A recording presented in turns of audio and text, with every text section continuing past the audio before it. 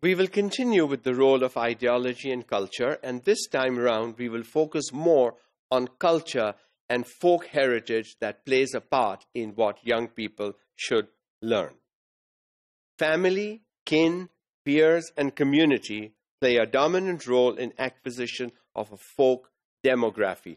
Folk demography is what the family, the close-knit individuals around a community or a society believe in. It includes knowledge, attitudes, values, norms, systems of belief that people come to hold about population-related matters. What about family? What makes a family? Is a nuclear family, mother, father, children good enough? In our case, it is not.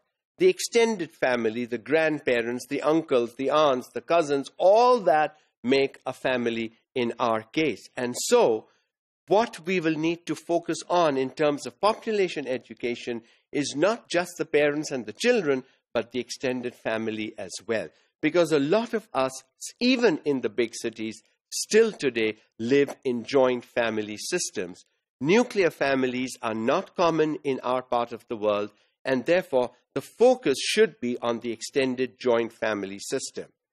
So what attitudes then do we have? How do we treat our parents, our grandparents versus our aunts and uncles and our cousins? Obviously, you need to have the same attitude towards all of them because they are family for us. In the developed world, it may be different, but in our part of the world, they are still family.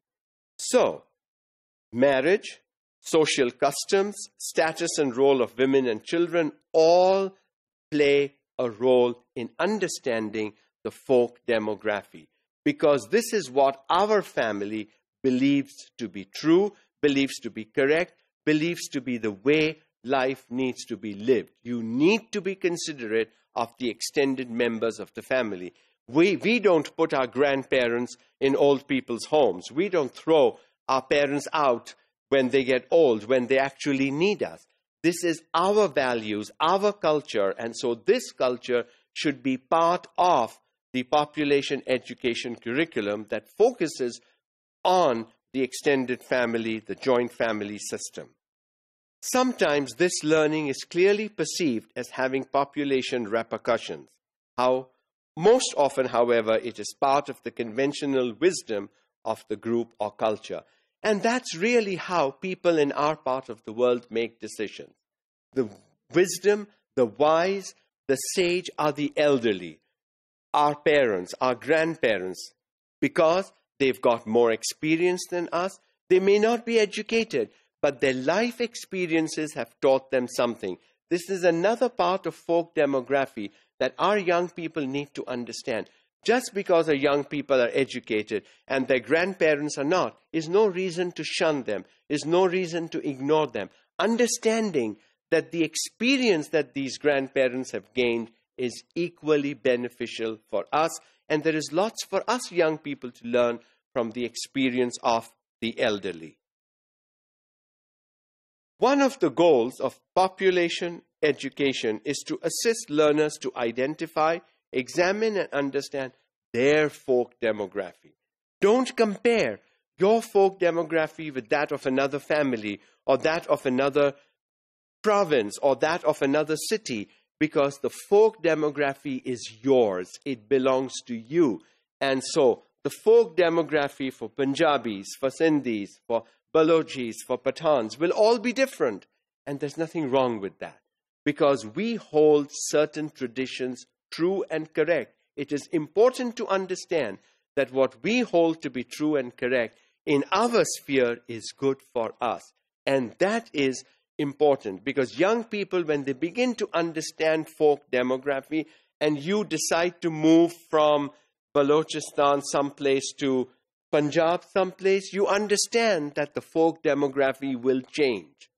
Don't expect that the folk demography will be the same. It will change. And so it prepares individuals, young people, in their movement from one place to another to adjust easily and to make the change in a very simplistic manner.